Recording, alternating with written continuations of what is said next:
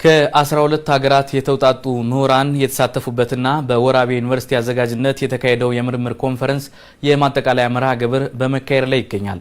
ዓለም አቀፍ የምርምር ኮንፈረንሱ ፈጠራ ለዘላቂ ልማት ግቦች መሳካትና ዓለም አቀፍ ቀውሶችን ለመቋቋም በሚል መሪ ቃል ነው የተካሄደው። ባልደረባችን ሄኖክ ለሚ በቀጥታ መስመራችን ላይ ይገኛል። ሄኖክ እንደምን ውለሃል? መረጃዎችን መቀጠል ትችላለህ? አመሰግናለሁ። ምን ይችላል? እንዴት አርፍዳል? በትላንትናው ዕለት ጅማሮን ያደረገውና በወራቤ ዩኒቨርሲቲ አስተናጋጅነት ሲካሄድ የቆየው ዓለም አቀፍ የምርምር ኮንፈረንስ እንግዲህ በአሁኑ ሰዓት ደግሞ የማጠቃለያ መርሃ ግብሩ ሊጀመር ደቂቃዎች ቀርተውታል። እንግዲህ በትላንትናው ዕለት ባደረስናችሁ መረጃ መሰረት ይህ ዓለም አቀፍ የምርምር ኮንፈረንስ በዩኒቨርሲቲው አስተናጋጅነት ሲካሄድ ለመጀመሪያ ጊዜ ነው። ያም ሆኖ ከዚህ ቀደም 3 ሀገር አቀፍ በርከት ያሉ የምርምር ኮንፈረንሶች ሲዘጋጁ ቆይተዋል። ይህ ደግሞ ዓለም አቀፍ የምርምር ኮንፈረንስ ሲዘጋጅ ዋነኛ ዓላማውን ዓለማችን በተለያየ ጊዜ የሚያጋጥማት ልዩ ልዩ ክስተቶች እንግዲህ በሽታዎችን፣ ወረርሽኞችን ጨምሮ የተለያዩ ግጭቶችን መቋቋም የሚያስችላትን ሂደት የሚያግዙ የምርምር ውጤቶችን ማቅረብ እንደሚገባ የተመላከተበት ነው። ለዚህም አስቻይ ሁኔታዎችን በተለይ ለማመቻቸት በዘርፉ ያሉ ባለሙያዎች ያላቸውን አበርክቶ የሚወጡበትን እድል የፈጠረ ስለመሆኑም ጭምር ነው የተመላከተው። ታዲያ ከዚሁ ጋር በተያያዘ ወደ 12 የሚጠጉ ሀገራት የተውጣጡ ምሁራን የተሳተፉበት እጅግ በተለያዩ ዘርፎች ላይ ትኩረት ያደረጉ ጥናታዊ ጽሁፎችም ጭምር የቀረቡበት መርሃ ግብር ነበር ማለት ነው። ከዚህም ደግሞ በተለይ የወራቤ ዩኒቨርሲቲ ተማሪዎችን ጨምሮ የተለያዩ ምሁራን በታዳሚነት የቀረቡበት ብሎም ደግሞ ጥናታዊ ጽሁፍም ጭምር አቅራብነት የተሳተፉበት መሆኑን መታዘብ ችለናል። ከተለያዩ የዓለም ሀገራትም በዙም ቴክኖሎጂ ጭምር ታጅበው በተለያዩ ዘርፎች በጤና፣ በግብርና፣ በቴክኖሎጂ በመሳሰሉት ዘርፎች ሰፋ ያለ በደንብ ጥልቀት ያለውን የምርምር ስራቸውን ሲያቀርቡ ውለዋል ማለት ነው። እንግዲህ ከደቂቃዎች በኋላ ደግሞ የማጠቃለያ መርሃ ግብሩ እንደሚካሄድ ይጠበቃል ማለት ነው። ከዚሁ ጋር ደግሞ በተያያዘ ምን ያህል ይህ ዓለም አቀፍ ኮንፈረንስ የታለመለትን ግብ መጥቷል የሚለውና ተያያዥ መረጃዎችን እንዲያጋሩን የወራቤ ዩኒቨርሲቲ ፕሬዝዳንት ዶክተር ቶፊቅ ጀማልን ጋብዘናል። ከሳቸው ጋር አጠር ያለ ቆይታ ይኖረናል። ዶክተር እጅግ አድርገን እናመሰግናለን። እንግዲህ በትላንትናው ዕለትኛም እንደተመለከትነው በጠዋቱም በከሰዓቱም ክፍለ ጊዜ በነበረው መርሃ ግብር በርከት ያሉ ጥናታዊ ጽሁፎች ቀርበው እዚህ ላይ ደግሞ በደንብ ቅርበት ያላቸው ታዳሚያንም ጭምር በተገኙበት ገለጻዎች ሲደረጉ ነበር። እንደው ዩኒቨርሲቲ ይህን መርሃ ግብር ለማዘጋጀት ካለመው እንቅስቃሴ አንጻር ምን ያህል አሳክቶታል ማለት እንችላለን? ውጤታማነቱ እንዴት ይገልጹታል? በአጠቃላይ ስንገመግመው ኮንፈረንሱ የታለመለትን አላማ ግቡን መጥቷል ብዬ መናገር እችላለሁ። እንግዲህ ትላንትና የጀመርነው በፕሮፌሽናልስ እና የመንግስት ኃላፊዎች ቁልፍ ንግግር በማድረግ ነው ኮንፈረንሱ የጀመርነው።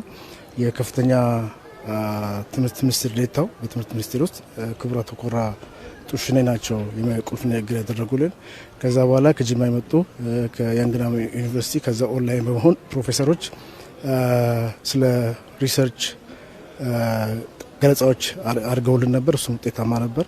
እሱን ከጨረስን በኋላ ነው ወደ ፓራሌል ሴሽን ነው ተመራማሪዎች የሰሯቸውን ስራዎች ለሚመለከታቸው ሰዎች ኦንላይን ለሆኑት ኦንላይን፣ በአካል የመጡት በአካል የማቅረብ ስራዎችን ነው ሲሰራ የነበረው።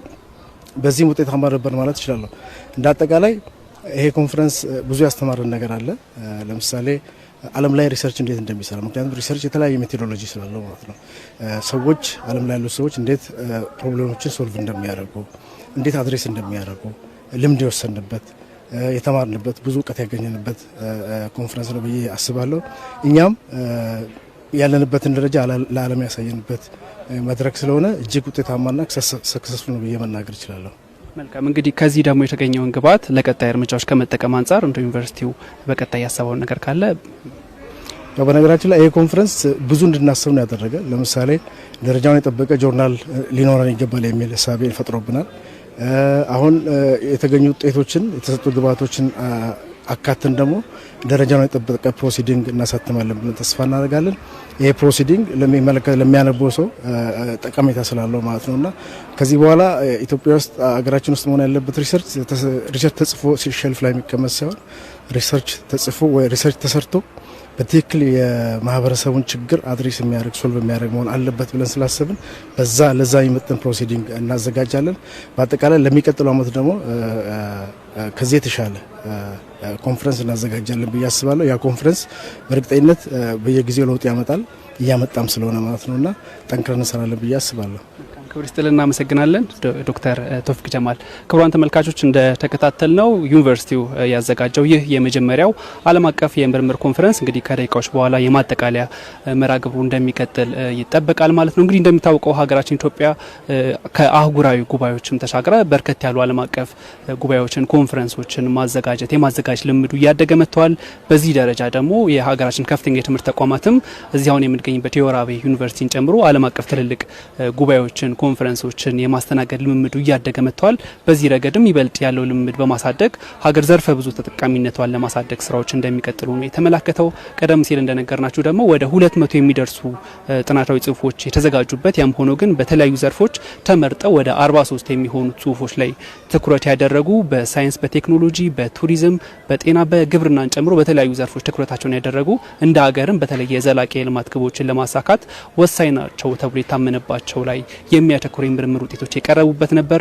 በቀጣይም እነዚህን ለበለጠ ውጤታማነት የመጠቀም ልምዱ እንዲጠናከርም ጭምር መልእክት የቀረበበት ነው። ከዛም ባሻገር ደግሞ እነዚህ የምርምር ስራዎች ከኮፒ ነጻ መሆናቸው የተረጋገጠበት የሴቶች ተሳትፎ አስተማማኝ መሆኑን ጭምር በይበልጥ የተረጋገጠበት ስለመሆኑ ነው የደረሰን እንግዲህ መረጃ የሚያሳየው ማለት ነው።